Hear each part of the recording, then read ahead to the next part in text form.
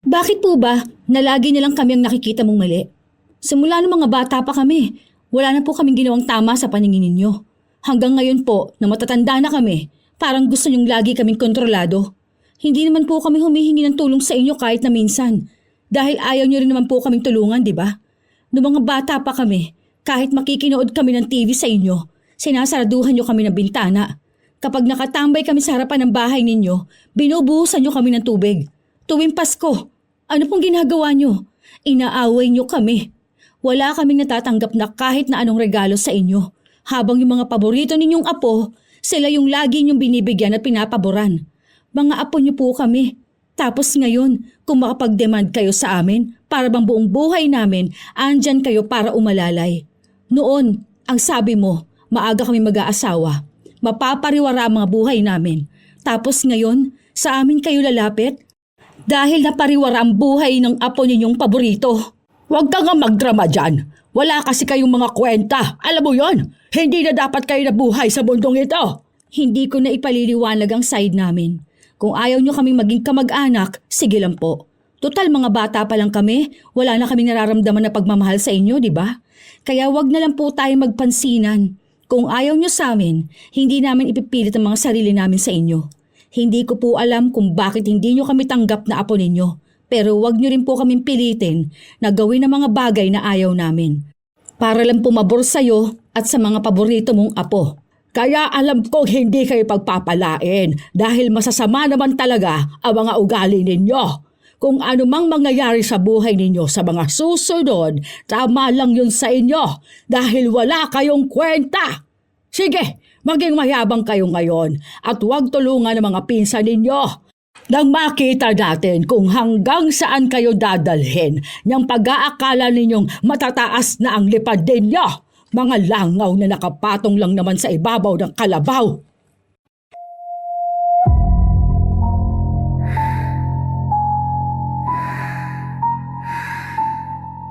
Sa dilim ng gabi, makinig ka na. Mga istorya ni Lola, telang magsisimula na. Sa bawat pulong may misteryo. Sa bawat kwento may kaba sa puso mo. May mga lola talaga na hindi marunong magmahal ng kanilang apo. Ang malala pa, binibigyan pa nila ng sakit para lang makitang naghihirap. Dahil ganon si Bing sa kanyang mga apo at nagawa niya pang ipakulam kahit na bata pa ito. Pero bawat maling ginagawa sa isang tao, may matinding balik sa kanila. Ano kaya ang para sa walang hiya na lola? Te, bilisan mo naman. Anong oras na? Meteor Garden na kaya. Baka mamaya hindi na naman natin mapanood si Sansay. Sansay nga yun, hindi sansay. Kahit na ano pa yun. Dalian mo na, te. Sandali lang kasi. Alam mo namang sira tong sapatos ko. Kapag nagmadali pa akong tumakbo, baka masira lang to lalo. Teka lang. Kahit na anong sabihin ko sa kapatid ko, nagpatuloy pa rin siya sa pagtakbo para lang maabutan ang paborito naming palabas. Noong mga panahon na ito, nasa edad siyam ako habang 8 taong gulang naman ang kapatid kong si Nini. Nakatira nga pala kami sa isang compound. Tabi-tabi lang ang mga bahay namin noon pero kami ang pinakamahirap. Kapag sinabi kong mahirap, yung mahirap talaga. Taong 2003 ito. Wala kaming kuryente. Ang gamit lang namin ay gasera. Tapos, laging nagkukulambo. Yung mga gamit namin, minsan bigay lang. Yung iba naman, binili ng mga magulang namin. Karpintero ang tatay ko. Labandera naman ang nanay ko. Sa isang compound, magkakamag-anak kaming lahat. Andoon din ang lola namin. Siya ang pinakamayaman. Siya lang ang may TV. Kaya sa kanya kami nakikinood. Madalas nasa labas kami ng bintana. Sakto na noong ipinalabas na ang paborito namin, nakabukas ang bintana. Kaya nagsiksikan talaga kami ng kapatid ko makapanood lang. Yung pinsan naming iba, nasa loob, nanonood din. Mas maayos ang pwesto nila. Kami kasi, ayaw kaming papasukin sa loob dahil mahirap lang daw kami. Noong bata ako, hindi naman yun masyadong issue. Hindi ko iniisip gaano. Habang nanonood kami ng kapatid ko, bigla siyang natawa. Ang pogi naman ni Daomingso. Te, bukas ganyan ipit ko kay Sansay. Sansay nga. Kaya huwag ka maingay, baka mamaya saraduhan na naman tayo ng bintana. Nakikinood lang naman tayo eh. Buti nga si Naonay nasa loob. May merienda pa sila. Basta, huwag ka nalang maingay. Hoy! Anong ginagawa niyo dyan? Umuwi nga kayo sa inyo, mga timawa na to. Nakikinood lang po kami. Wala akong pakialam. Doon nga kayo! Patapos naman na po eh. Huwag niyo na po muna isarado. Bintana ko to, bahay ko to. Kaya kung anong gusto kong gawin, yon ang gagawin ko, ha? Doon kayo, layas! Ang damot naman ni Lola. Nakikinood lang naman tayo, di ba? Kapag ako lumaki na, tapos magiging mayaman ako, papapanoorin ko yung mga tao sa labas. Hindi naman natin nanakawin yung TV niya eh. Hayaan mo na. Tara, uwi na lang tayo. Nalungkot kami noon ng kapatid ko. Dahil sino ba namang hindi sisimangot kung nagmadali pa kaming makauwi, makapanood lang ng Meteor Garden. Tapos, pagsasaraduhan kami ng bintana. Hindi naman nabago yun. Madalas na ganon ang ginagawa ng lola namin kapag may nakikinood sa kanila. Minsan pa nga, kapag may mga cartoons na palabas, sinasarado niya pati ang pinto. Ang lagi lang nasa loob at nakakanood ay yung pinsan namin na paborito niya, si Onay. Nasanay na lang kami sa ganon, kaya minsan sa ibang tao kami nakikinood. Meron kasing bahay na nadadaanan kami pag galing sa school. Kaya doon kami nakikinood. Saka paano kami magkakaroon ng TV noon kung kuryente nga ay wala kami? Wala ring nagpapakabit ng kuryente sa amin noon. Ilang buwan ang lumipas, sumapit ang Pasko. Kapag ganon, lahat ng bata ang daming bagong damit at gamit. Meron naman kami, pero hindi kasing dami nung sa mga pinsa namin. Lalo na si Onay. Inilabas niya yung sobrang dami niyang candy. Kita niyo to? Wala kayong ganito. May 50 pa ako, bigay ni Santa. Nagsabit lang ako ng 2 medyas tapos lahat yon may laman. Sobrang dami. Wala kayong ganito. Ayan o. Tapos binigyan ako ni Lola ng 50 rin. Mayaman na ako. Kayo, mga mahihirap lang. Meron naman kaming candy rin eh. Ito o. Ah! Snow Bear. Hindi kayo love ni Santa kaya ganyan. 3 lang na candy yan eh. Tapos mga barya lang. Sa akin, may 3 laruan pa. Ah, wala kayong ganito. Okay lang. Basta meron pa rin naman. Ah, kawawa. Ay, kawawa. Wala kayong ganito. Huwag ka na kaya mang-asar. Bakit hindi ako pwede mang-asar? Marami naman talaga akong nakuha. Tapos yung akin, yung damit ko, binili to ni Lola sa mall.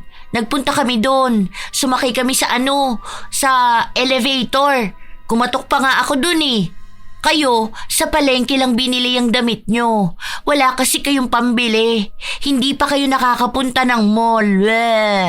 Nakapunta na kami, no? Saka nisakay namin yung na umaandar hanggang langit. Mataas na mataas. Wala namang ganun. Imbento ka lang dyan. Meron nga. Wala nga. Huwag ka namang asar, Onay. Hoy, Nini. Ano ba? Huwag ka na makipag-away. Lola! Tinulak ng kapatid ko si Onay kaya napaupo ito. Hindi naman ganun kalakas pero lampa kasi siya kaya akala mo sinaktan talaga siya. Sigaw siya ng sigaw. Tinatawag niya noon si Lola Bing. Yung lola naman namin, takot na takot kung baka anong nangyayari na sa paborito niyang apo. Kaya nung nakita niyang nakaupo sa sahig, galit na galit siya. Anong ginawa mo sa apo ko? Animal kang bata ka? Huwag niyo pong sabunutan ang kapatid ko. Lola, inaaway po nila ako. Kasi po, ang dami ko pong nakuha ngayong Pasko. Lola, tinulak po ako ni Nini. Nangaasar po siya, kaya po siya tinulak ng kapatid ko. Isa ka pang walang hiya ka. Buwisit kang bata ka. Mga inggitera talaga kayo eh. Bakit yung sasaktan ng apo ko ha? Huwag mo akong matawag-tawag na lola. Hindi ko kayo mga apo ha. Mga wala kayong kwenta. Ang babata nyo pa ganyan ang mga ugali ninyo. Kaya mahihirap lang kayo eh. Buwisit kayo. Hindi naman po malakas ang pagkakatulak ni Nini kay Onay. Lampalam po yung apo ninyo. Ngayon sumasagot ka na? Sige, etong sayo. Animal ka, ha? Lola, ang sakit po. Bitiwan niyo po ako. Huwag mong kalmutin ang mukha ng ate ko. Bad ka! Bad ka! Ano, isa ka pa? Sige, damay na kayong magkapatid.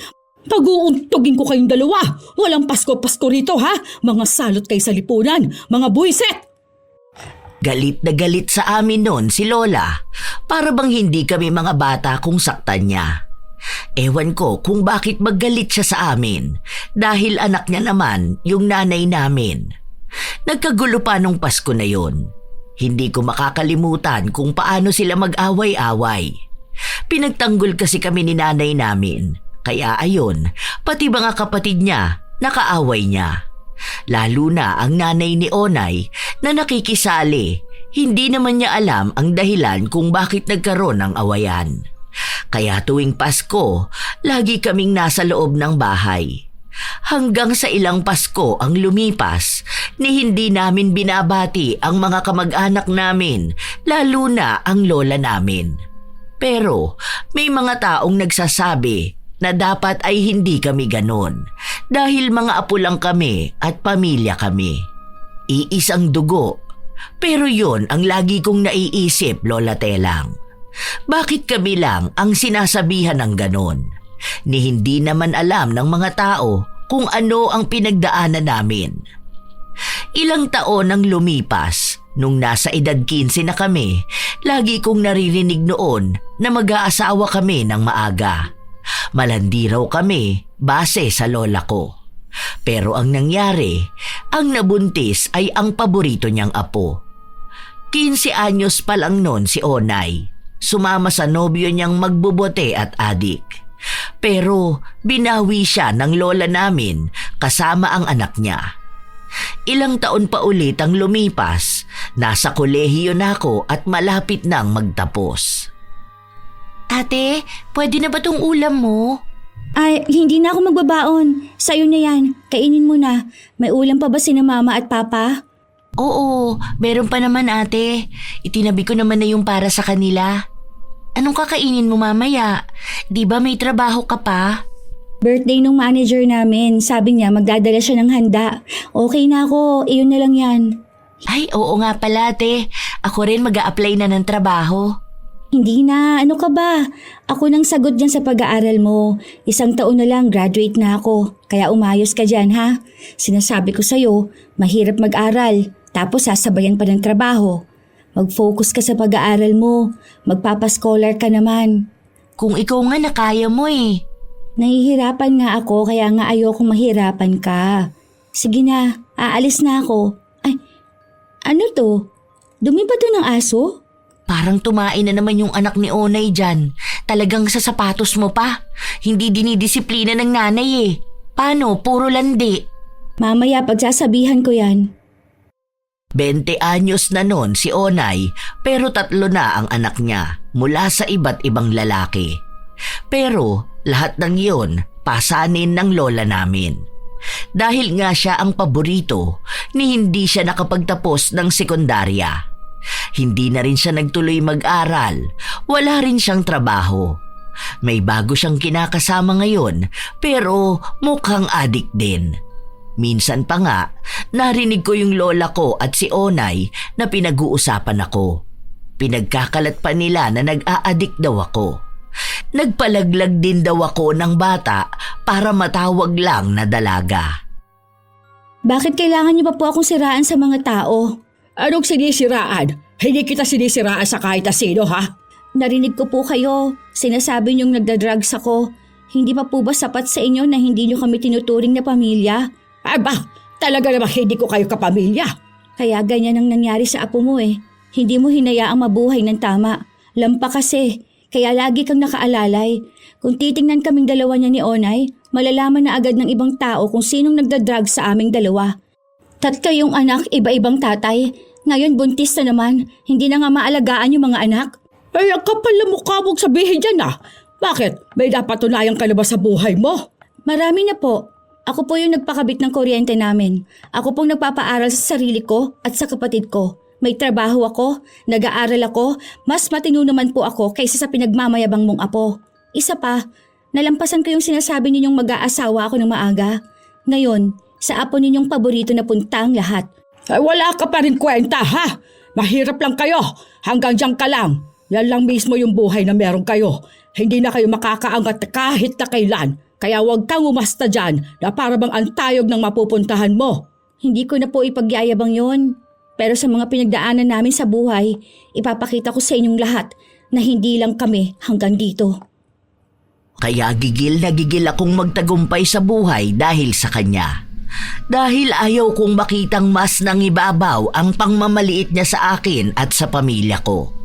Sapat na yung ilang taon na mahirap kami. Hindi pa naman kami mayaman, pero malayo naman na kami sa kung ano kami noon. Kung noong mga bata kami, sinasaraduhan kami ng bintana kapag nakikinood, ngayon may sarili na kaming gamit. Sila na nga ang madalas na nakikisuyo sa amin, pero parang kami ang may malaking utang na loob sa kanila. Minsan pa, nakita kong dudumi na naman ang anak ni Onay sa tapat ng bahay namin. Hindi kasi to tinuturuan ng nanay niya.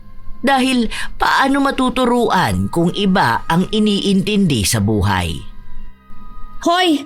Doon ka sa tapat ng bahay ng nanay mo tumae ha? May banyo naman sana kayo. Hoy! Bakit mo kinakausap ng ganyan ang anak ko? Ang kapal ng mukha mo! Mas makapal ang mukha mo. Anak-anak ka, hindi mo tinuturuan ng tamang asal. Ang tapang mo naman pala. Kung ihilamos ko kaya sa'yo ang tae. Baka gusto mong ipakain ko pa sa'yo. Ang tapang mo naman. Isusumbong kita kay Lola. Wala ka namang ibang alam gawin kahit nung mga bata pa tayo kundi ang magsumbong sa lola mo, di ba? Kakampihan ka talaga nun. Kaya nga ganyan nangyari sa buhay mo eh. Hindi nga siya mapakali nun, kaya tinawag niya si Lola. Yung matanda naman, akala mo aping-api na naman ang apo niya. Parang bata na ipinagtatanggol niya. Kung ayaw ninyo na marumi, sana bumukod kayo ng bahay. Talaga ba? So okay sa'yo yung tataihan ng bata ang mga sapatos ninyo? Sa halip na itama mo, kinakampihan mo pa yung mali. Ano ba naman yan? Ang bastos mo makipag-usap sa akin, ha? Sino ka ba sa inaakala mo? Hindi po ako bastos. Bakit kasi hindi nyo hayaan niyang si Onay na disiplinahin yung anak niya? Ilan na ang anak niyan, ginagawa niyo pa rin baby niyo. Hindi nyo kasi hayaang matuto. Huwag mo kung pagsasalitaan ng ganyan. Sinasabi ko sa'yo baka mabaliw ka sa sobrang talino mo. Animal ka. Oh, hindi nyo ako pwedeng saktan. Dahil wala kayong ambag na kahit na ano sa buhay ko. Kami ni Onay yung nag-uusap. Tapos lalapit kayo para kayo yung humarap sa akin. Dahil mayabang kang animal ka. Mayabang na po ba ang pagsabihan si Onay na turuan ng anak niyang gumamit ng banyo? Ilang taon na yan. Nakakahiya yan kung malalaman ng ibang tao. Kaso, paano naman pala mahihiya kung yung nanay walang hiya? Mas walang hiya ka! Lola, hindi po kayong kinakausap ko. Si Onay po. Ilaapi mo na lang palagi ang apo ko. Ang nayabang ninyong pamilya.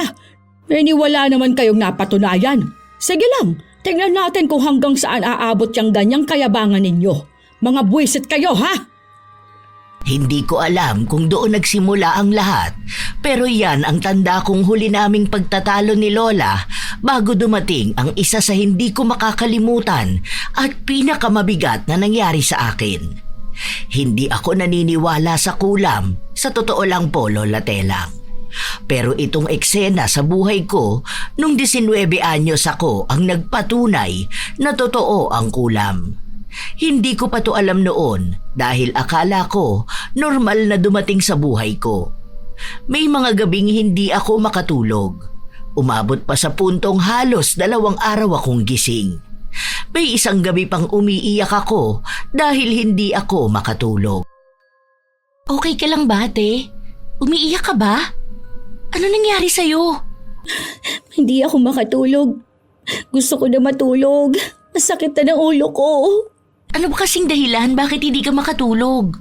Stressed ka ba? O ano ba? Hindi ko alam. Basta hindi ako makatulog. Ayoko na ng ganito. Nananaginip ka ba ng hindi maganda?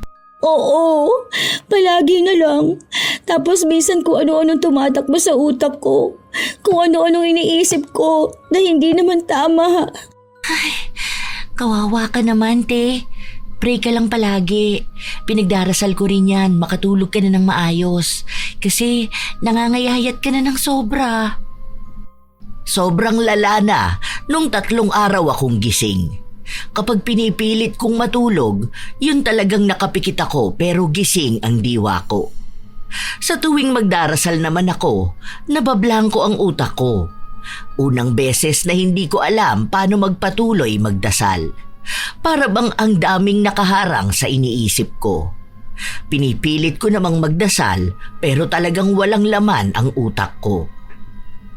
Ang kapatid ko at pamilya ko ang tumutulong sa akin. Simula rin nung hindi ako nakakatulog, nawalan ako ng gana sa lahat. Hindi ako makakilos. Hindi ako makakain. Bumagsak din ako sa pagsusulit namin, kaya yung dapat 1 taon na lang, umulit pa ako. Nagsabay pa kami ng kapatid ko.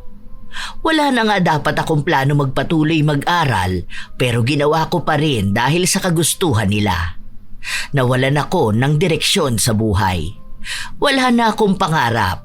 Hindi ko alam kung anong dahilan bakit nasa mundo pa ako. Yon ang lagi kong iniisip. Minsan pa, mag-isa lang ako sa bahay. Nakatulala ako sa bintana nung dumaan ang lola ko. O ayan, hindi ka na lumalabas ng bahay nyo. Malamang, nag-a-addict ka na. Ay tignan mo, nangangayayat ka na. Ang yabang mo kasi. Ayan tuloy, nakarma kayo. Pwede po bang wag ngayon? Ay sumasagot ka pa. Alam mo bang masamang sumasagot sa mas nakatatanda sa'yo, ha? Wala rin namang kasing patutunguhan yung buhay mo. Kaya kung ako sa'yo, magpatiwakal ka na lang kaya. Hindi ka naman nakakatulong sa pamilya mo. Nagiging pasanin ka pa nga nila. Ano yung tinatakip mo sa tenga mo? Ha? Ay nako. Kapag walang kwentang tao talaga, dapat hindi na dagdag problema pa sa mundo. Tama na po. Anong tama na? Sinasabi ko lang kung gaano ka kawalang pakinabang sa pamilya mo. Wala ka namang mararating sa buhay. Isipin mo yun, 19 years old ka na pero ganyan pang buhay mo. Eh yung iba mong kaedaran may maayos ng buhay ngayon. Ikaw andyan sa bahay nyo, pasani ng pamilya. Pabigat! Mas maraming masasakit na salita pang sinabi sa akin ang lola ko. Dahil hindi ko nga kontrolado ang isip ko noon, parang tinanggap kong wala akong kwenta. Napabigat ako sa pamilya ko. Sino ba namang tao na gustong hanggang sa gano'n na lang? May pangarap naman ako noon, pero bakit parang nawala? Gusto ko nang sumuko, tapos yung lola ko, inuudyukan pa ako. Sinasabi niya rin sa mga tao na nababaliw ako. Pero may pinanghahawakan pa ako noon, ang Diyos at ang suporta ng pamilya ko. Kung wala sila, hindi ko na alam kung anong nagawa ko. Ang mga magulang ko, maging kapatid ko, talagang gabi-gabi kaming nagdarasal noon. Sa kanila ako umaasa dahil may kung anong kadiliman ang pumipigil sa akin para lumapit sa Diyos. Nalampasan ko yon. Hindi nanalo ang kadiliman. Naging maayos ako. Payapa ang tulog ko. Hanggang sa ilang taon pa ulit ang lumipas. May trabaho na akong maayos, pati ang kapatid ko. Umayos na rin ang buhay namin. Hindi na kami ganon kahirap tulad ng mga bata pa kami. 29 na ako pero wala pa akong asawa. Habang ang pinsan ko na paboritong apo, meron ng 7 anak. May sanggol pa siya noon na nasa 5 buwang gulang. Sagot lahat ng lola ko. Buwan-buwan kasi yung sumasahod dahil nga sa kanuniyang asawa noon. Isang araw, umuwi ako na may grocery. Ay sis, hindi mo malang magawang tulungan ang pinsan mo. Ano ka ba naman? Tulungan po? Bakit ko naman po tutulungan si Onay? Malamang magkamag-anak kayo. Tapos parang hindi niyo ako lola. Samantalang yung ibang apo na kilala ko nagbibigay ng pera sa lola nila. Yung kilala ko nga, yung apo niya mismo nagbabayad ng bills niya. Dito, dadaan-daanan niyo lang ako. Bakit? Hindi po ba kayo tinutulungan ni Kuya Victor? Di ba, siya po ang kasama niyo dyan sa bahay niyo? Yung mga nakikinabang po ng sweldo niyo? Yung mga paborito niyo pong apo? Wala talaga ako maaasahan dyan sa pamilya ninyo. Mga wala kayong utang na loob. Meron po ba dapat? Alin po ba doon? Kasi po kung iisa-isahin po natin, wala po akong maalala. Baka po kayo may naaalala. Baka pwede niyo pong sabihin sa akin kung ano ba yung mga yon. Ganyan talaga ang mga mahihirap. Kaunting ahon sa lusak, hindi na makaalala. Ayos lang. Sanay naman ako sa ganyan. Ilang beses naman na akong lumapit sa inyo, pero kayo itong nagpapakita ng parang wala lang kami. Paano? Mukha kasi kayong pera at wala kayong mahihita doon sa isa ninyong kaanak. Kaya ganyan na kayo aasta. Aba, hindi mo alam na malaki ang balik niyan sa inyo? Kapag masama ang ugali, mabilis yan lapitan ng karma. Huwag na po tayo maglokohan dito, Lola. Hindi mo po kami tinuring na apo mo. Kahit na minsan po, hindi po namin naramdamang mahal ninyo kami. Kaya sana naman po wag ninyong ipamukha sa akin na para bang lahat ng meron kami ngayon, hindi namin magagawa nung wala kayo. Bastos na bunga ang abo Wala naman kayo kung hindi ko binuhay ang nanay ninyo. Excuse me po, paraan po ako. At wala po akong balak makipagbilangan ng naitulong sa inyo. Hindi ko na siya pinansin nung mga panahon na yon dahil lagi naman niya akong kinokonsensya. Na mas may kakayahan daw ako, bakit hindi ko tulungan si Onay? Hindi na kasi nakapag-aral ang mga anak niya. Tapos, may sakit pa ang bunso. Naghahanap sila ng taong tutulong at bubuhay kay Onay dahil wala ngang asawa pero ang daming anak. Sa akin nila gustong ipapasan ang responsibilidad dahil kamag-anak naman daw. At sa amin, ako lang yung walang asawa at anak. Yung kapatid ko naman, may nobyo na siya, saka balak na nilang magpakasal sa susunod na taon. May bahay na rin sila.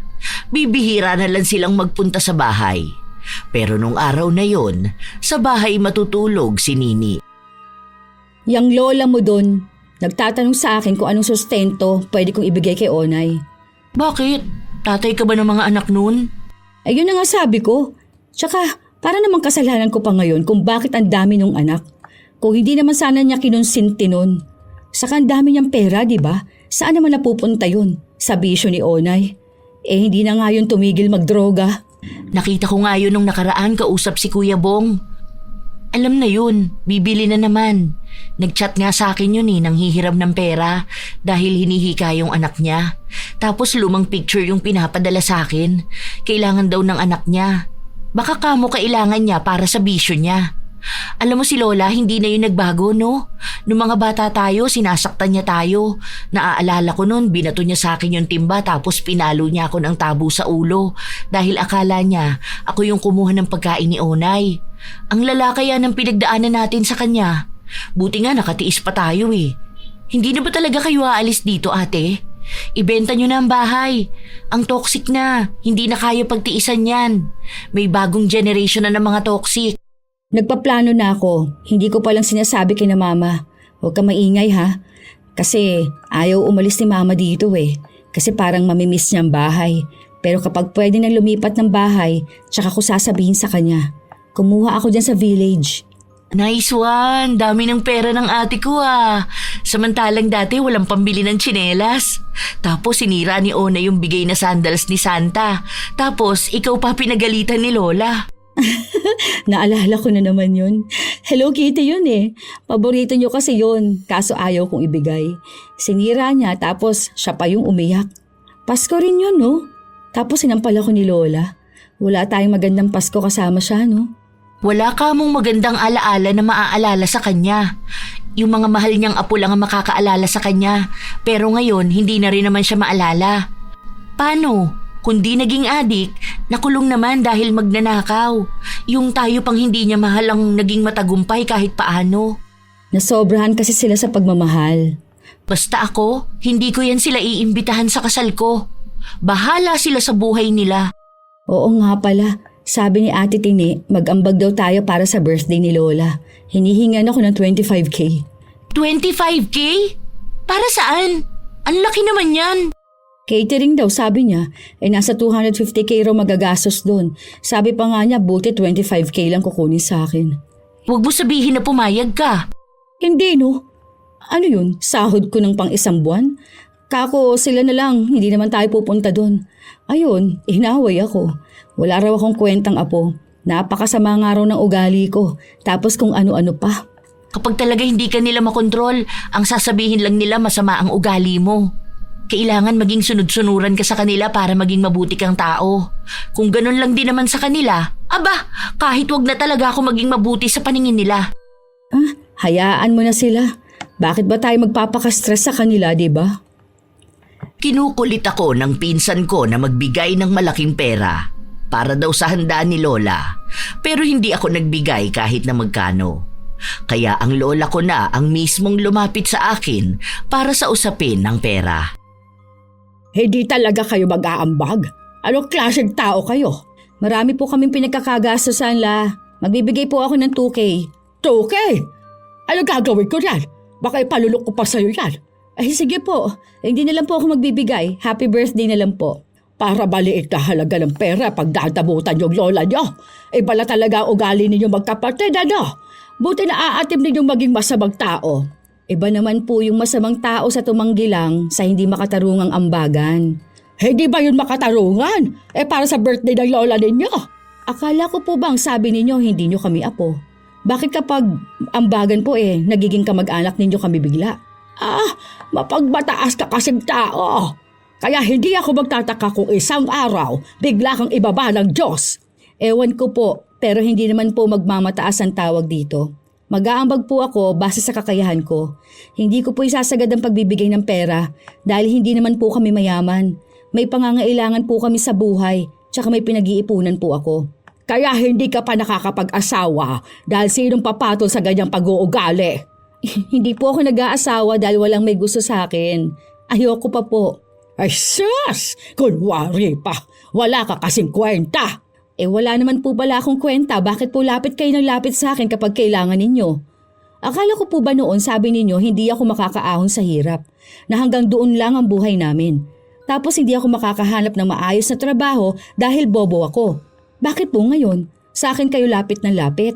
Di ba po mas nakakahiya na yung kinukutya ninyo noon, nilalapitan ninyo kapag kailangan ninyo o ng apo ninyo ng tulong? Ang unfair nyo nga po sa aming magkapatid. Sa lahat ng apo ninyo, kami yung tinakwil ninyo. Kami yung sinasaktan nyo noon, tapos mabait pa rin kami sa'yo. Tapos ngayon, parang kami pang may kasalanan kung bakit ganyan nangyari sa mga paborito ninyong apo. Hay leche! Ang dami mong sinasabi! Ang sabihin mo, yumabang na kamo kayo. Hindi na kayo malapitan agad dahil feeling ninyo ang taas nyo na. Hindi po, dahil may hangganan lang po ang lahat. Ay sis! May nalalaman ka pang ganyan. Wala lang talaga kayo utang na loob. Mana-mana talaga kayo. Sana hindi ko na lang inanak yung nanay ninyo para wala kayo rito sa mundo. Ayoko magkaroon ng mga apo at anak na gaya ninyo. Mga walang kwenta. Kita nyo na po, noong bata pa kami ganyan na kayo makipag-usap at magsalita sa amin. Tapos hanggang ngayon po ba? Malahimik ka rin! Naiinis lang ako lalo sa'yo. Animal kayo. Makakarma din kayong buong pamilya. Mga wala kayong kwenta. Galit na galit talaga noon si Lola. Isinumpa-sumpa niya pa kami noon dahil nga sa ayaw ko lang magbigay ng pera na hinihingi niya sa akin. Tapos, nalaman kong hindi naman pala siya maghahanda. Kailangan lang ng apo niya ng bagong cellphone. Sumama ang loob ko noon, Pero sino ba naman ako para sa kanya? Nakikita niya lang naman ako kapag kailangan niya, kapag may benepisyo siyang nakukuha. Pero alam ko na kahit anong tulong ang ibigay ko sa kanila, wala lang din. Lumipas pa ang ilang araw, kinukulit na naman ako ng lola ko para lang tulungan si Onay. Dahil ang 4 niyang anak mag-aaral daw. Gusto nila na sa akin ipasagot. Wala ka ba talagang puso? Hindi mo alam kung anong pagtulong sa pamilya. Buti pa yung inaanak mo, balita ko'y binilhan mo ng gamit sa eskwela. Ayan, hindi mo naman yun kadugo. Pero bakit ang bait mo sa kanya? Samantalang yung tunay mong pamangkin, pinapabayaan mo lang. Iba naman po kasi yun, Lola. Yung sa inaanak ko, bigay ko lang po bilang tulong ko. Yung hinihingi niyo naman po sa akin, sobra naman po eh. Gusto niyo pong akong magpaaral dun sa 4 na anak ni Onay. Tapos ang gusto niyo, yung sa private pa, para naturuan at matutukan. Ano bang akala niyo sa akin? Dahil ikaw yung walang naitulong sa pamilyang ito. Wala po akong dapat patunayan sa kahit na kanino sa inyo. Yung pagtulong ko po, gusto kong ibigay at gawin yon ng kusa. Hindi po yung pipilitin ninyo ko. Dahil kayo po, kahit na minsan, hindi ko naman po kayo pinilit noon, di ba? Noong mga panahong naghihirap kami ng kapatid ko na mag-aral, ako po yung nagtatrabaho para lang makapagtapos kami. Kahit minsan po, hindi po kayo nagbigay sa amin kahit na ang laki po ng sahod ninyo. Eh, iba naman kasi yun. Dahil may mga magulang kayo, silang dapat nabubuhay sa inyo. Oh, may magulang din naman po yung anak ni Onay. Andyan siya. May bago siyang asawa, di ba?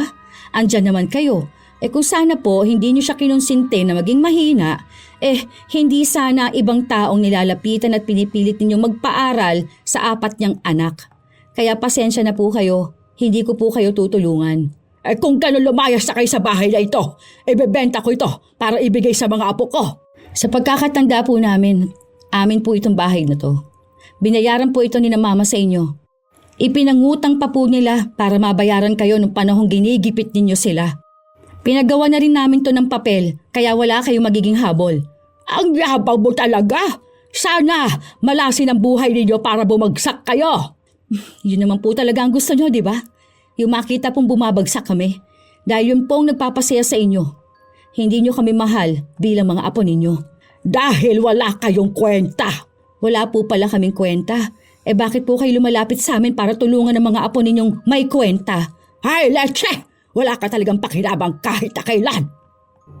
Kung ano-ano na naman ang pinagkakalat niyang maling balita tungkol sa akin. Pero wala na yon dahil kahit na kailan, hindi naman na siya nagbago. Akala ko nga kapag tumatanda na ang isang tao, nagbabago na sila. Pero may mga tao pala na kahit na matanda na ay hindi pa rin nagbabago. Mas lumalala pa nga kapag tumanda na. Isang araw, kaarawan ni Papa noon, kaya lumabas kami. Kasama namin ang nobyo ni Nini. Pero nung umuwi kami, hinatid lang kami sa bahay, tapos si Nini lang ang matutulog sa bahay. Nadaanan namin si Lola na nakaupo lang sa labas ng bahay nila. Yung dating magandang bahay nila, halatang luma na. May dala kaming pagkain noon, ibinigay namin kay Lola. Si Mama ang may ideya na uwian si Lola dahil sabi namin na kahit naman anong ibigay doon sa Lola namin, hindi siya matutuwa. At hindi nga ako nagkamali. Ano ba naman to bigay ninyo sa akin? Ano to? Mga pagkain na hindi nyo naubos? Ayoko yan! Hindi ako aso nakakain ng tira-tira ninyo! Hindi naman po yan tira. Binili talaga namin yan, Lola. Sayang naman yung pagkain, itinapon lang. Ang mahal pa naman yan.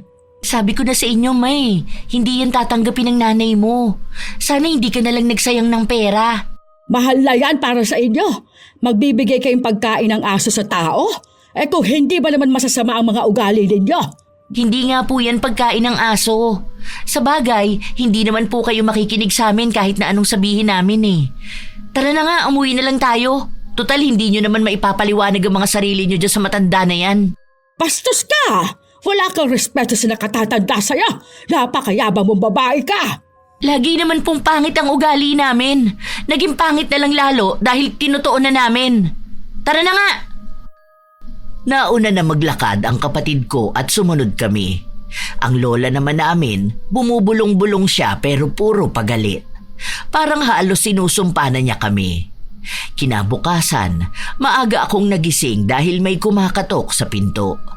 Nung buksan ko, yung pinsan kong paborito ng lola ang bumungad sa akin. Bakit? Anong kailangan mo? Hindi ba kayo magbibigay ng sustento kay Lola? Anong sustento? Matanda na yung tao, walang pambili ng gamot niya tapos hindi man lang kayo magbibigay. Ano ba naman pag-uugali yan? May sahod at benefits na nakukuha si Lola, di ba? Oh, nasaan na yun? Bakit mo hinahanapan? Ano akala mo sa napupunta ang pera ni Lola? Malamang tinutulong niya sa amin. Eh di dapat yun ang gamitin niyang pambili ng gamot niya. Kaya nga siya may benefits para dun. Huwag mong hanapin yun.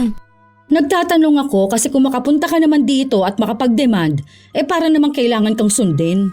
Ganyan na ba talaga kasama ang ugali mo? Hindi ka marunong lumingon? Ang taas ng tingin mo sa sarili mo ah. Alam mo, kung kailangan ninyo ng pera at kami ang bubuligligin ninyo, tigilan nyo na. Ano ba? Bitiwan mo ako! Ang sakit na sa bunot mo sa akin! Aray! Ano ba? Oh, Nay! Hindi kita bibitawan. Ako, inis na ako sa kayabangan mo. Sariling lola mo, ganyan kayo makipag-usap. Ang bait nung tao. Aray ko! Bitawan mo ako! Ikaw ang nanguna, di ba? Ngayon lang kita papatulan. Wala akong pakialam kahit na sino pang magalit. Aray Wala ko! akong karapatan na Bitawan mo saktan ako! ako. Ganon ha? Nagpang-abot talaga kami ng pinsan ko. Kapag hinihila niya ang buhok ko, mas hinihila ko ang kanya. Talagang sinisigurado kong aabot hanggang anit niya ang sakit. Ewan ko kung maraming nalagas na buhok sa kanya. Pero naririnig ko na sa bawat sabunot ko sa kanya, umaangat talaga ang anit niya. Ilang minuto pa ang lumipas, mukhang nakita kami ni Lola dahil maging siya nakisabunot sa akin. Maya-maya pa, dumating naman ang kapatid ko. Si Onay naman din ang sinabunutan niya. Hinila niya rin ang buhok ni Lola nung sinabunutan siya. Akala ko hindi na matitigil ang awayan na yon. Pero yung isa sa tiyuhin ko ang umawat sa amin. Pumagit na siya. Walang iya kayo magkapatid? Pinagtulungan ninyong apo ko! Anong pinagtutulungan? Kayo nga yung pinagtutulungan ng ate ko. Imbis na umawat ka, sinabunutan mo rin siya. Paanong hindi aawayin niyang si Lala? Napakasama ng ugali niyan. Minamaliit niya ako. Hindi kita minamaliit ha. Ikaw ang nagpunta sa bahay para magtanong dyan tungkol sa pera na hinihingi mo. Nagsabi lang ako na may benefits naman si Lola. Kita nyo na! Ha? Masama talaga ang ugali ninyo magkapatid. Concern lang sa akin ang apo ko dahil kayong dalawa lang yung walang pakialam sa akin. Hindi nyo na nga ako gustong tulungan. Sinasagot nyo pa ako ng ganyan. Pangangatuwiran lang po, Lola. Huwag mo ko malola-lola! O di sige, Bing. Nini, Bakit te? Siya naman na nagsabi ah. Nakita mo na ang kabastusan mong ganyan. bakit po ba lagi nilang kami ang nakikita niyong mali? Simula nung mga bata pa kami, wala na po kaming ginawang tama sa paningin ninyo. Hanggang ngayon po na matatanda na kami, parang gusto ninyong lagi kaming kontrolado. Hindi naman po kami humihingi ng tulong sa inyo kahit na minsan dahil ayaw niyo rin naman po kaming tulungan, di ba? Noong mga bata pa kami, kahit makikinood kami ng TV sa inyo, sinasaraduhan ninyo kami ng bintana. Kapag nakatambay kami sa harapan ng bahay ninyo, binubuhusan ninyo kami ng tubig. Tuwing Pasko, ano pong ginagawa nyo? Inaaway nyo kami. Wala kaming natatanggap na kahit na anong regalo sa inyo. Habang yung mga paborito ninyong apo, sila yung lagi ninyong binibigyan at pinapaboran. Mga apo nyo po kami. Tapos ngayon kung makapag-demand kayo sa amin, para bang buong buhay namin andyan kayo para umalalay. Noon, ang sabi mo, maaga kami mag-aasawa. Mapapariwara ang buhay namin. Tapos ngayon, sa amin kay lalapit dahil ang napariwara ang buhay ay yung apo ninyong paborito. Huwag ka na nga magdrama dyan. Wala kasi kayo mga kwenta, alam mo yon. Hindi na dapat kayo nabuhay sa mundong ito. Hindi ko na ipapaliwanag ang side namin. Kung ayaw ninyo kaming maging kamag-anak, sige lang po. Total mga bata pa lang kami, wala na kaming naramdaman na pagmamahal sa inyo, di ba? Kaya wag na lang po tayo magpansinan. Kung ayaw ninyo sa amin, hindi namin ipipilit ang sarili namin sa inyo. Hindi ko po alam kung bakit hindi nyo kami tanggap na apo nyo. Pero huwag nyo na rin kami pilitin na gawin yung mga bagay na ayaw namin. Para lang pumabor sa'yo at sa mga paborito mong apo. Kaya alam kong hindi kayo pagpapalain dahil masasama naman talaga mga ugali ninyo. Kung anumang mangyayari sa buhay ninyo sa mga susunod, tama lang yun sa inyo dahil wala kayong kwenta. Sige, maging mayabang kayo ngayon at huwag tulungan ng mga pinsan ninyo nang makita natin kung hanggang saan kayo dadalhin yung pag-aakala ninyong matataas na ang mga lipad ninyo. Mga langaw lang naman na nakapatong sa ibabaw ng kalabaw. Lagi na lang kami yung langaw. Kung nasa naman kami ngayon, kami lang din naman yung naghirap para maabot to. Kahit walang suporta nyo. Isa pa yun, wala na nga pong suporta. Lagi nyo pa kaming hinihila pababa. Gusto nyo yung nakikita kaming mas mababa sa mga apo mo. Huwag ninyo akong paandara ng mga ganyan. Alam naman naming hindi kami pakikinggan, pero nakakasama talaga ng loob. Hinayaan na lang namin si Lola dahil wala naman na kaming magagawa kung ang tingin niya sa amin ay masama. Hanggang sa isang araw, nakita ko siyang sumisilip sa bahay namin. Nung tinanong ko siya, nagulat pa siyang nasa likod niya lang ako. Ano bang ginagawa mo dyan? Galing po akong tindahan. Kayo po, anong ginagawa niyo dyan? Wala lang. Bakit may masama ba kung titignan ko yung bahay ninyo? Tsaka bakit nakakalabas ka pa? Ay di ba dapat nasa loob ka lang ng bahay ninyo? Hindi na po ba ako pwedeng lumabas? Pwede naman. Pero dapat andoon ka lang sa loob. Dahil ayaw mo makakita ng mga tao. Po? Wala. Agad lang din siyang umalis noon. Nung mga panahon na yon, hindi ko alam kung anong ibig niyang sabihin. Bakit nga naman biglang ayaw kong makakita ng tao? Samantalang lagi naman akong lumalabas ng bahay. Halos ilang linggo matapos nung usapan na yon, may kakaiba akong pakiramdam. Naramdaman ko na yun noon, 10 taon na ang nakalilipas. Umiiyak ako kahit na walang dahilan. Talagang gising ako ng halos 3 araw. Ang bilis bumagsak ng katawan ko. Minsan, naaabutan ako ng mga magulang ko na nakatulala lang. Minsan pa nga, umuwi ang kapatid ko at nagulat siya sa itsura ko. Ate, okay ka lang ba talaga? Ilang linggo pa lang tayong hindi nagkikita, ganyan ka na. Lumalabas ka pa ba? Umalis na ako sa work ko. Ha? Bakit? Akala ko ba maganda dun? Dun ba yung problema mo? Hindi ko alam. Basta wala akong gana sa lahat ng bagay. Tamad na ako. Baka naman nababurnout ka lang. Hindi ko nga alam. Hindi ko alam tawag dito. Gusto mo bang magbakasyon muna tayo? Tara, sagot ko naman eh. Ayoko. Dito lang ako sa bahay. Kaya pala sabi ni Mama, hindi ka lumalabas ng kwarto. Hindi ka na rin daw kumakain. Parang yung dati lang kaso mas malala. Ewan ko. Kahit ang makipag-usap noon, ayaw ko. Hindi naman ako ganun noon. Basta ang alam ko lang, may kung anong gumugulo sa utak ko. Sobrang gulo. Nawala na naman ako ng gana sa lahat. Ayoko nang mangarap dahil pakiramdam ko wala nang kwenta ang buhay ko. Ganon kagrabe ang pakiramdam, Lola Telang. Dagdag pa na bigla na lang kaming binubuliglig ni Lola. Hindi dahil sa may kailangan siya, kundi para lalong sirain ang isip ko. Pati si Onay, ganon ang ginagawa. Kaya lalong ayaw kong lumabas. Pero sila mismo ang nag-uusap sa labas. Malakas na sapat para marinig ko. Katulad nung isang araw, ako lang ang mag-isa noon sa bahay. Alam mo, kapag wala ng purpose sa buhay, dapat tinatapos na yan. Totoo, Lola. Minsan kasi, yung mga taong mayayabang, sila pa yung parang nababaliw talaga. Anong parang? Nababaliw na talaga. Yung mga feeling matatalino yan eh. May kilala nga akong ganyan. Oo nga, iba pa naman kapag karma na ang tumatama sa kanila. Kahit na walang pangalan, alam kong ako yung pinariringgan nila. Dahil kahit na hindi nila sabihin, sinasadya talaga nilang lagi akong nakakarinig ng ganong salita. Aaminin ko, ang laking epekto nun sa akin. Dagdag pa na ang daming bumubulong sa utak ko.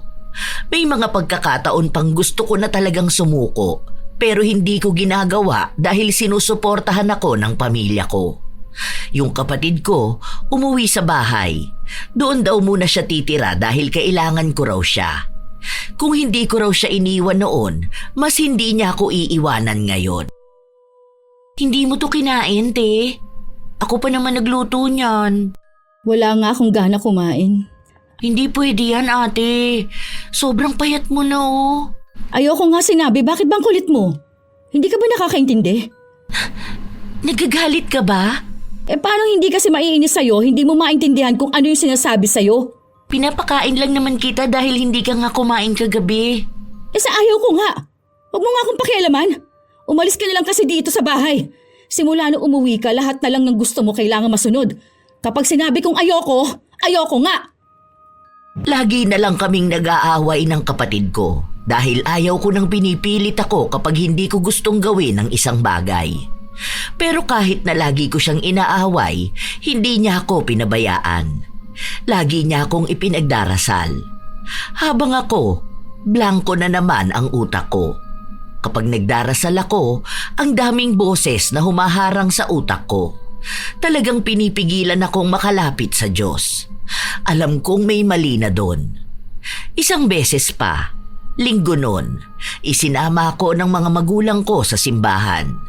Kahit na anong gawin ko, talagang wala akong maintindihan. Naiiyak na ako noon dahil iniisip ko na baka nga pinarurusahan na ako. Na baka naging masamang tao ako. Na baka dahil ayaw kong tulungan ng pinsan at lola ko, nakakarma na ako. Sinabi ko yun sa kapatid ko pero ang sabi niya sa akin, hindi naman ganun yun. Baka may pinagdaraanan lang ako. Lagi kaming nasa simbahan. Pinapabasbasan pa ako para lang manumbalik ang dating ako. Isang araw, umuwi kami galing ng simbahan. Nakasalubong pa namin ang lola namin. Galing din siya ng simbahan pero sa kabila.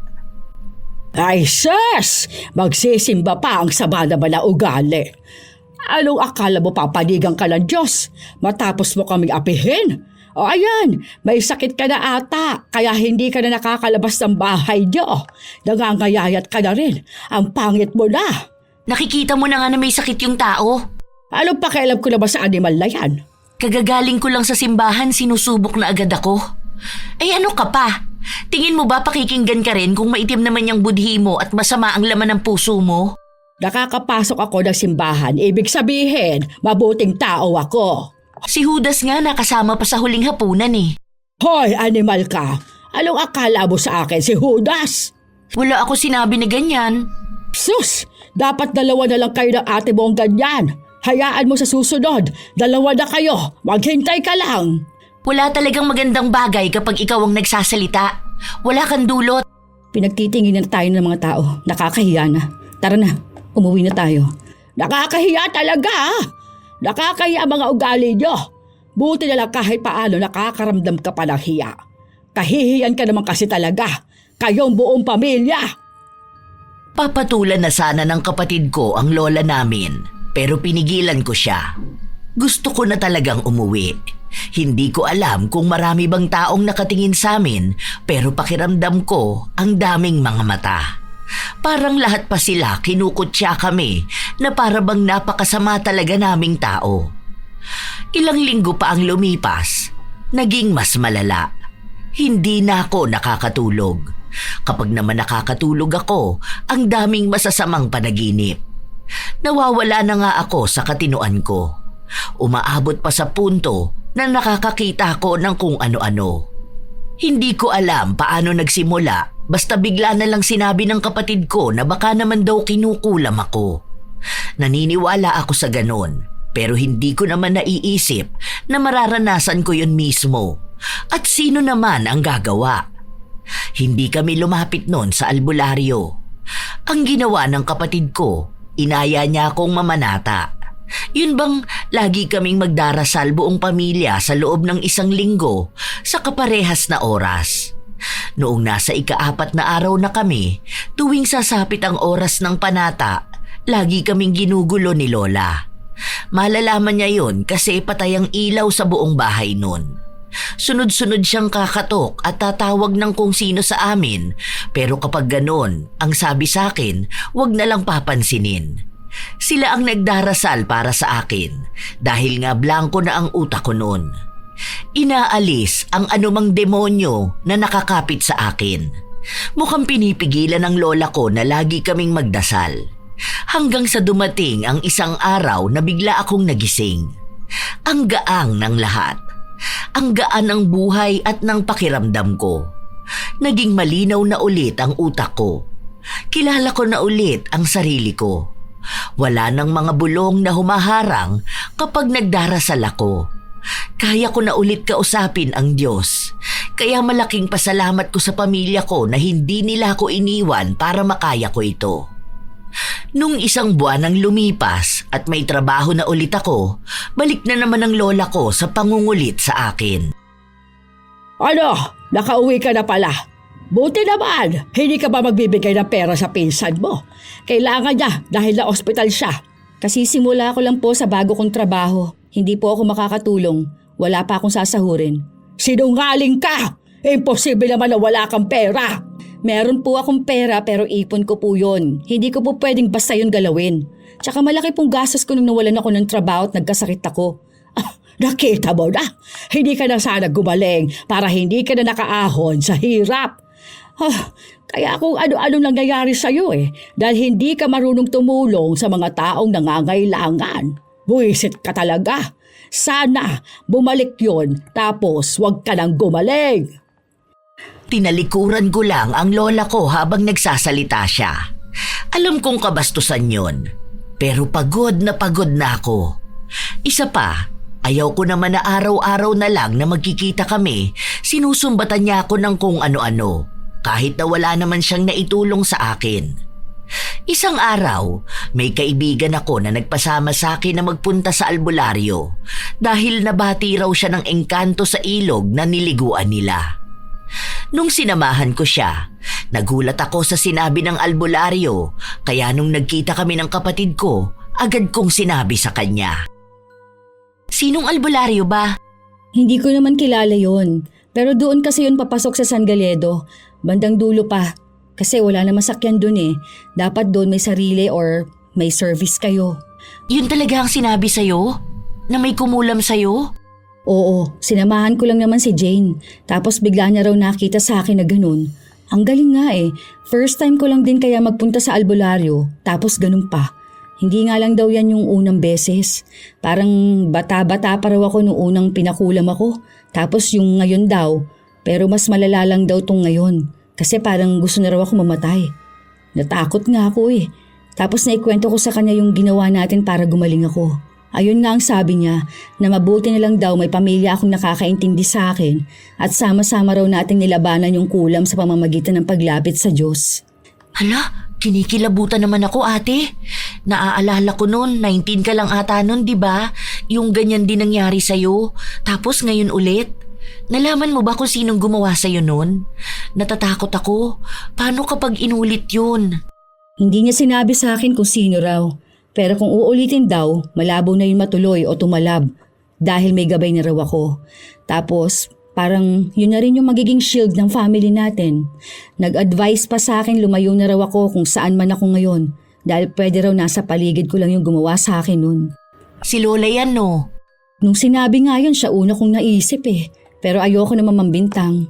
Pero siya lang naman yung may kakayahan at may motibo na gawin yun. Kaya siguro ganyan nakalala yung karma niya, no? Hayaan na lang natin. Babalik naman sa isang tao ang mali niyang ginawa Kung lumapit siya sa kadiliman, malamang niyan kadiliman din ang lalapit sa kanya kapag gusto na siyang singilin. Grabe naman yun. Ang sama naman ng ugali niya. Wala naman tayong ginagawa na masama sa kanya, di ba ate? Pinapasa Diyos ko na nga lang yung galit ko. Ipinagdasal at nag-surrender na ako. Ayokong gumante. Bahala na ang Diyos ang gumawa nun para sa akin. Hindi na ako humiling pa ng masama para sa kanila. Pero aalis na siguro kami dito. Kulang pa kasi ng 120k yung pera ko para makuha ko na yung bahay. Ihiram kita kay Mark. Huy, wag na. Hindi pa nga kayo mag-asawa, hihiram ka na ng pera sa kanya. Tsaka wag na, nakakahiya naman. Subukan lang natin. Nakatapos na kasi yun ng malaki niyang project. Million commission niya dun. Saka babayaran mo naman siya eh. Para makaalis na kayo rito. Tama na nga yung katoksikan dito para makapag-asawa ka na rin. Paano ka kasi mag-aasawa? Hindi mo madadala dito. Ang daming mga matang nakaabang sa'yo. Sure ka bang hindi nakakaya sa boyfriend mo? Hindi yan. Kakausapin ko siya. Tapos kausapin mo rin para alam niya kung kailan ka maghuhulog. Sige nga, salamat. Talagang atat na akong umalis kami noon. Mabait ang magiging asawa ng kapatid ko. Dahil nung nalaman niyang ibibili ko ng bahay para sa mga magulang namin, ibinigay na lang niya ang pera na hinihiram ko. Sabi ko, babayaran ko naman siya kapag naibenta na ang bahay, pero hindi na niya pinabayad. Nung nakaalis na kami, ang problema naman namin ay ang pagkuha ng bahay. Kahit na may titulo kami, ayaw ng lola ko alisan. Siya mismo ang tumira doon dahil yung bahay niya, ibinigay niya sa paborito niyang apo. Pinalampas ko na muna hanggang sa matapos na lang ang kasal ng kapatid ko. Ilang buwan pa, bumalik ako doon para ayusin ang bahay dahil ibebenta ko na nga. Wala ka talagang hiya, ano? Palalayasin mong lola mo sa bahay na tinitirhan niya? Mapagkamkam ka bang tao? Buhay ka pa palang animal ka. Huwag po kayong mag-alala. Mahal po ako ng Diyos. Kaya hindi niya hinayaang tumalab ng sobra yung kulam na ibinigay niyo sa akin. Ano kulang pinagsasabi mo dyan? Kaya niyo naman po yung itanggi. Isa pa, ayaw ko na rin mapag-usapan. Kaya po nakikisuyo ako sa inyo. Ako na po nagsasabi na umalis na po kayo. Ayoko na pong umabot sa kung saan ito. Tinatakot mo ba ako? Ay hindi po. Pinagsasabihan ko po kayo. Kahit na kailan hindi ako aalis dito. Huwag kang makulit dyan. Umalis kayo dito tapos gusto mo walang titira sa bahay na to. Umalis po kami pero hindi po ibig sabihing ibibigay po namin sa iba ang bahay. Ibang tao ba ako? Pero may bahay naman po kayo. Wala na akong bahay dahil pinaubaya ko na sa pinsan mo. Hindi mo na nga sila tinutulungan. Dahil hindi ko po sila obligasyon. Nakita mo na. Kaya dapat sa'yo pinuputulan ng dila. Kaya kung ano-ano nangyayari sa'yo eh. Sa susunod yan, hindi ka na makakalampas dyan sa sakit mo. Wala na po kasing susunod. Hindi po ako masamang tao kung kinukuha ko lang po yung karapatan namin. Hindi na po ako magpupumilit sa inyo ng kahit na ano. Yan lang po. Wala kayong karapatan dito. Dahil wala na kayo rito. Nasa amin pa rin po, nakapangalan yan. May bibili na po kasi at ayokong umabot pa tayo sa baranggayan para lang bitawan ninyo ang bahay na yan. At talagang may lakas ka pa ng loob na ipabarangay ako. Talagang ako pa. Tignan natin kung hindi ka mapahiya doon. Tignan natin kung ano na lang ang sasabihin ng ibang tao sa'yo na pinagdadabutan mo ang sarili mong lola. Pasensya na po kayo. Pero kapag hindi pa po kayo umalis dyan hanggang sa susunod na linggo, sa barangay na po tayo mag-usap. Alam ko naman na hindi madaling masindak ang lola ko. Kilala ko siya. Kahit na anong panakot ang gawin mo sa kanya, hindi talaga siya matatakot. Iniisip niya kasi na pwede niyang gamitin ang salitang magkamag-anak. Na magiging masama nga naman ang tingin ng mundo sa isang apo na pinagdadamutan ang matanda. Madali lang din naman kay lola ang magpaawa dahil dyan siya magaling. Pero hindi ko na iniisip ang sasabihin sa akin ng ibang tao. Kung nalampasan ko nga ang napagdaanan kong pangungulam ng 2 beses, siguro naman ay mapagdadaanan ko rin ang magiging pangungutya ng mga tao sa akin. Dahil alam ko na mas kakampihan nila si lola at wala sa kanila ang aalamin kung bakit ko yun nagawa. Lumipas ang mga araw. Hanggang sa dumating na nga ang pag-uusap namin ni lola sa barangay. Pumunta siya ron na parang awang-awa sa kanya ang mga tao. Nakasuot ng lumang damit na hindi ko naman alam kung saan niya nakuha. Tapos, kunwari pang hindi siya makahinga. Kasama niya rin si Onay na mukha ring kawawa. Hindi ko inasahan na magsusuot siya ng lumang damit na hindi naman niya sinusuot noon. Hindi ka ba talaga naaawa kay lola? Wag na apo, hayaan mo na siya. Ganyan naman na siya noon pa. Alam niyo po, hindi ko alam kung matatawa ako sa ginagawa niyo dahil pinagmumukha ninyong kawawa ang sarili ninyo. Hindi ko ginagawang kawawang sarili ko. Alam mo namang apo ko na mahirap at walang bahay ang lola mo. Matanda na ako. Mahina na ako. Kaya sana naman nagkaroon ka ng kahit na kaunting awa lang sa akin. Kaso hindi. Gusto mo pa akong palayasin at tumira na lang sa lansangan. Ikaw nga dapat ang nakakaintindi sa akin dahil mas may pera ka. Mayaman ka. Kaya nga, sana man lang naawa ka na sa matanda. Siya na nga ang nag-alaga sa'yo noon. Siya na yung nagsasakripisyo sa'yo noon tapos ganyan ka pa. Wala ka man lang utang na loob. Ayos yung script nyo ha. Halatang napaghandaan nitong araw na to ha. Ewan ko ba sa inyo? Bakit ba ganyan kayo? Seryoso na ba talaga yan? Hindi ka naaawa. Wala ka na bang puso? Hindi po ako naaawa. Hindi dahil wala akong puso, kundi dahil hindi naman totoo yung pinapakita ninyo sa akin ngayon. Hindi ko po isusuko ang bahay namin dahil nasa bentahan na kami. May kukuha na ng bahay na yon, kaya gusto kong malinis na bago nila makuha. Wala ka ba talagang awa? Wala po. Sabihin nyo na rin po na wala akong kaluluwa. Ikaw na babae ka! Buwisit ka! Aray! Alam ko yung ginagawa mo. Sinabunutan mo ako para kumuha ng buhok. Kayong walang awa. Ipapakulam nyo na naman ako.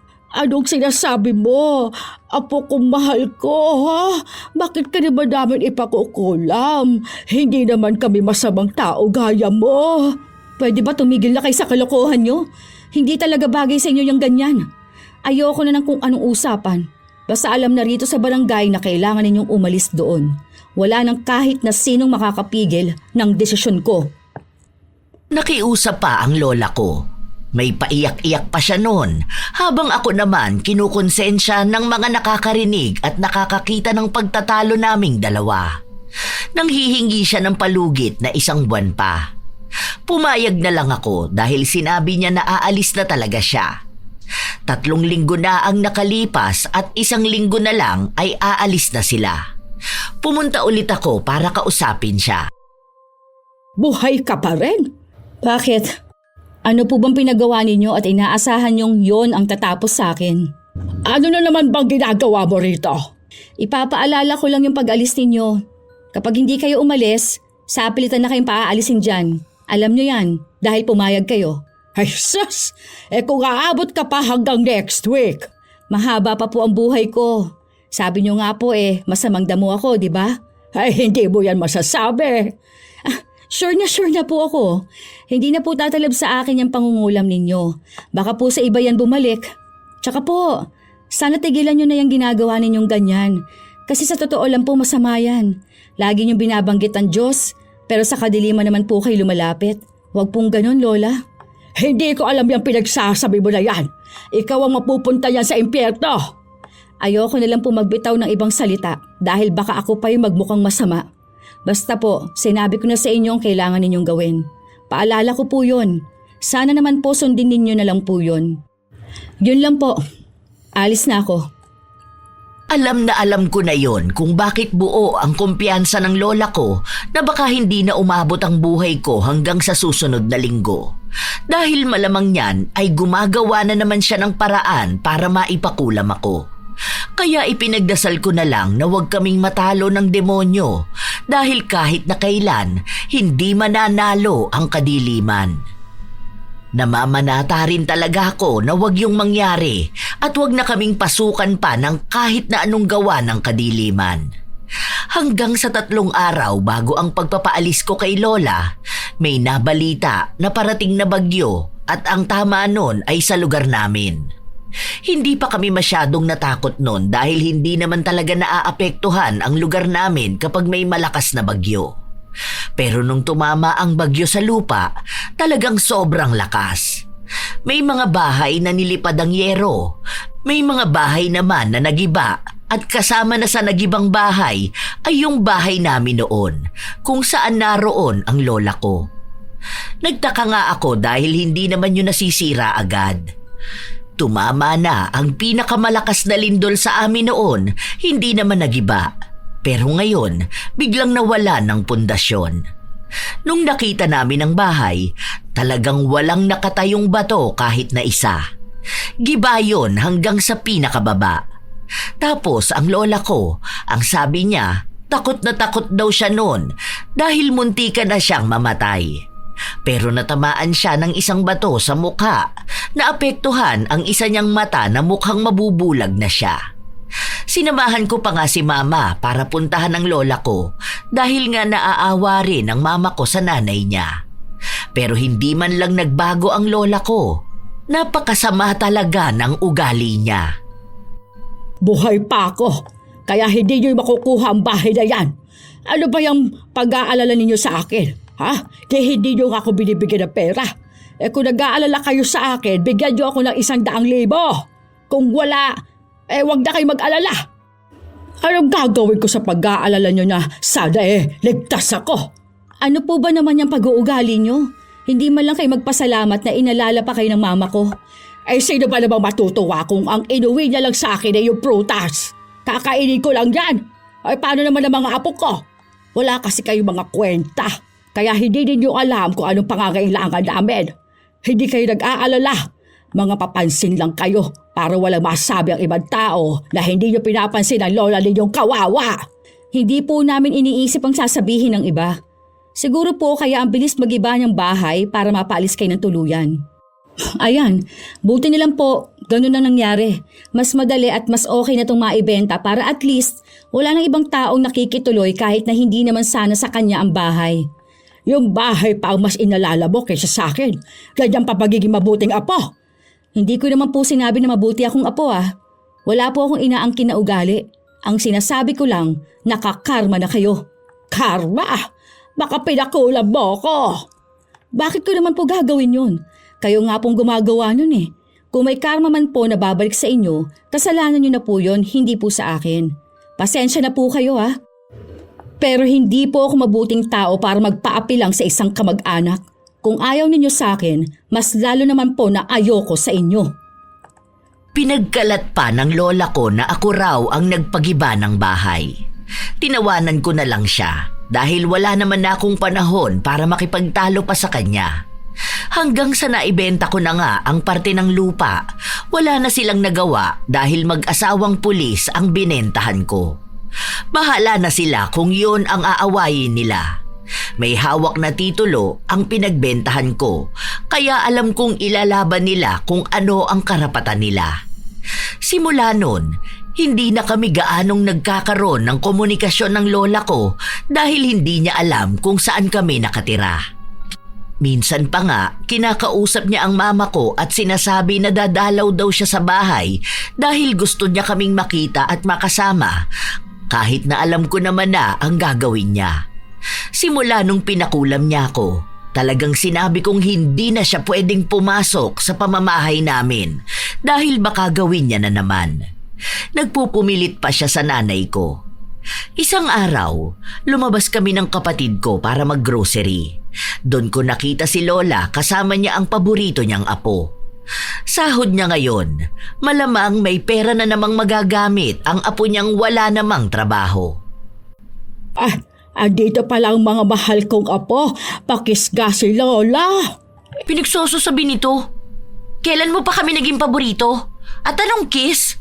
Ano yan? Halik ni Judas? Nagiging mabait na nga sa inyo si Lola, ganyan pa kayo. Kaya nakakarma kayo Kami pa ang nakarma ngayon. Yung asawa mo nga nakulong dahil nahulihan ng drugs. Tapos ayan, naputulan kayo ng kuryente. Tama lang sa inyo yung karma nyo dahil lumalapit kayo sa mangkukulam. Hindi niyo pa rin ba napapatawad si Lola? Mahal na mahal ko kayo, mga apo ko. Huwag na po tayo magpanggap dito sa labas. Pwede naman pong hindi pa rin tayo magkakakilalang lahat Ganun naman po yung totoong gusto nyo, di ba? Ayan, ang sasama ng mga ugali niyong lahat.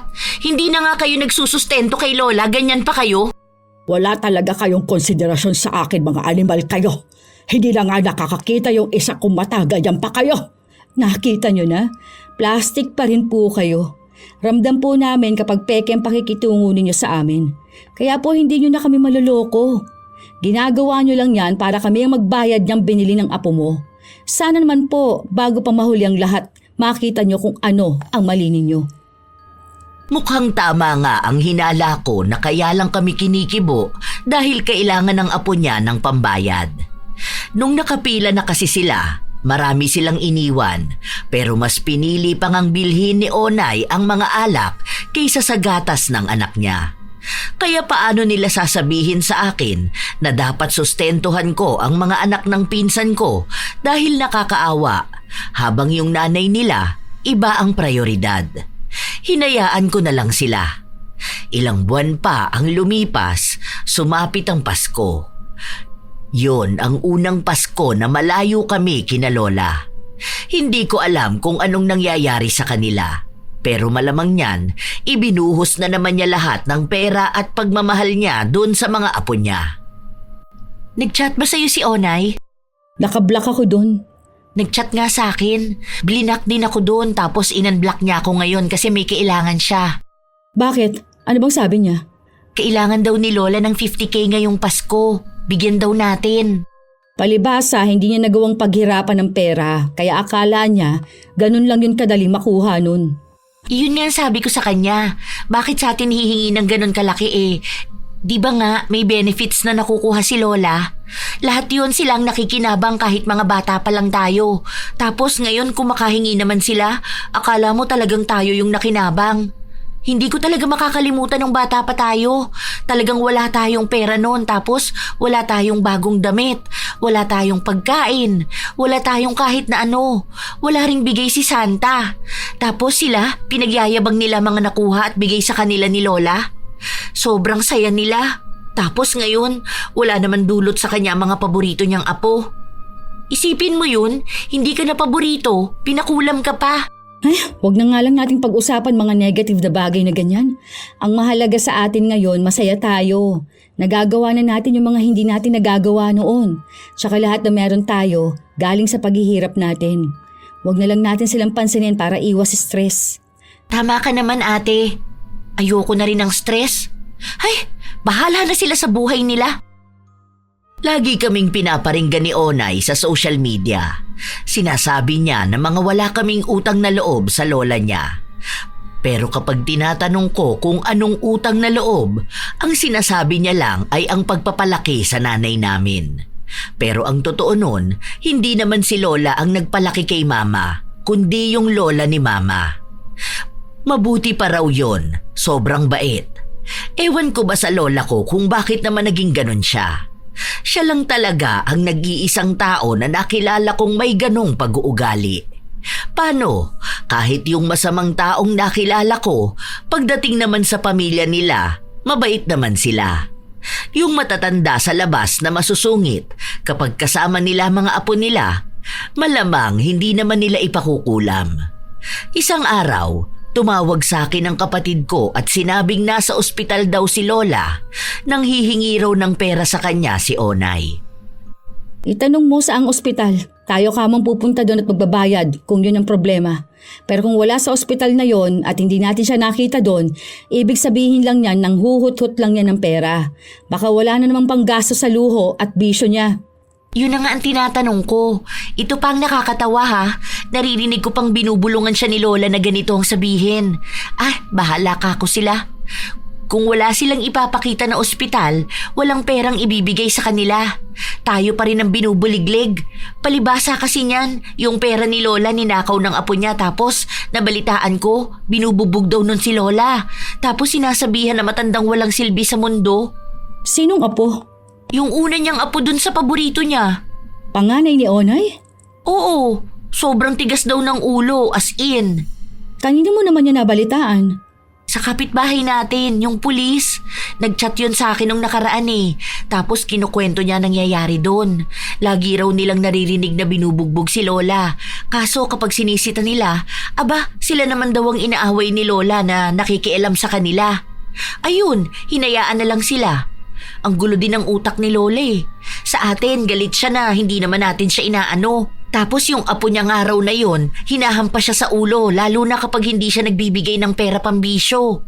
Minsan pa raw umuwi yun tapos wala silang pagkain dahil kinuha ng nanay niya yung pera. Kung hindi ba naman sutil, ayun, hinampas sa ulo ng kaldero si Lola. Putok daw yung sa kilay pero hindi naman itinakbo sa ospital dahil nga wala silang pera. Ang lala naman nun. Yun na mismo ang karma ni Lola sa totoo lang. Late man dumating pero pang matagalan na niyang iindahin. Bahala na sila. Dapat hindi na nila tayo binubuliglig. Kaya siguro nang hihingi ng pera yon dahil kailangan ng apo niya o mismong si Onay. Ang gulo ng buhay nila. Ginusto nila yun eh. Kaya simula nun, kahit na anong gawin ni Lola, hindi talaga namin siya tinutulungan. Masama na ang tingin sa amin, pero siguro naman tama lang na umiwas kami sa isang taong hindi naman nakita ang halaga namin kahit noon pa man. Ni hindi nga kami nakakarinig ng paghingi ng tawad mula kay Lola. Lagi ko na ring nababalitaan na nambubugbog nga yung apo ni Lola. Nakulong din yon dahil nagnakaw pero dahil bata pa, naabsuelto. Ewan ko na lang doon sa iba niyang apo na mukhang yung isang batang babae, buntis na rin. Naaawa ako doon sa mga bata dahil sa ganong pamumuhay sila lumaki. Tapos ang kasama pa nila ay ang lola nilang kukonsintihin sila. Basta sa ngayon, ang gusto ko lang ay malayo sa kanila na wala na sanang komunikasyon dahil baka sa susunod kapag nagalit na naman si Lola ay ipakulam na naman ako. Pero balita ko ngayon, bulag na talaga siya dahil sinaksak ng apo niya ang isa niyang mata. Bahala na lang siguro sila sa buhay nila.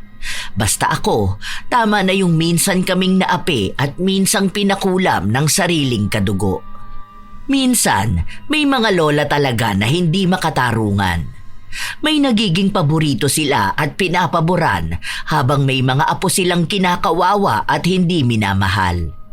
Para bang sa kanilang mga mata, may mga apo na laging tama at may mga apo namang kahit anong gawin ay mali pa rin. Dahil sa ganitong pagtrato, may mga batang lumalaki na may sama ng loob at sugat sa puso na dala nila hanggang sa pagtanda. Ang mas masakit pa, imbis na maging sandalan at gabay ng pamilya, nagiging dahilan pa sila ng inggit, galit at pagkakawatak-watak. Ang mga bata na hindi nabibigyan ng pantay na pagmamahal ay napipilitang matuto na maging matibay mag-isa. Habang ang mga sobrang kinukonsinti naman ay minsang lumalaki na walang disiplina at hindi natututo sa kanilang mga pagkakamali. Hindi dapat ganito ang papel ng isang lola. Ang isang lola ay inaasahang maging mapag-aruga, patas at mapagpatawad sa lahat ng kanyang apo. Hindi mahalaga kung sino ang mas may kaya o kung sino ang mas malapit sa kanya. Ang mahalaga ay ang pagbibigay ng parehong pagtingin, respeto at pagmamahal sa bawat isa. Kaya para sa mga lola at nakatatanda, sana tandaan na ang pagiging matanda ay hindi lang tungkol sa edad. Ito ay tungkol din sa pagiging halimbawa. Dahil ang tunay na kayamanan ng isang pamilya ay hindi nasusukat sa pera, kundi sa pagmamahal na pantay na naibibigay sa bawat membro nito. Maging isang mabuting tao at huwag maging walang iya na lola. Kayo ba mga apo? Naranasan nyo na rin ba ang naranasan ng magkapatid nung mga bata pa sila? Mismong lola nila ang tila ba nagpapakita sa kanila na hindi sila kamahal-mahal. At tama lang din kaya ang naging desisyon ng magkapatid na lumayo at wag nang tulungan ang kanilang lola. Maaari ninyong ibahagi sa amin ang inyong opinyon para sa bagong kwento. Naway nakapaghatid ito ng magandang aral para sa lahat. Ito ang inyong Lola Telang at maraming salamat sa palagi ninyong pakikinig mga apo. Lola Telang, kulang barang sumpa at karma. Sa dulo ng lahat may paalala na ang masama may balik talaga. May babaeng mapanira ang ugali, laging may inggit sa kapwa, laging ngiti sa harap pero may tinatago. Paninira pala ang kanyang gusto.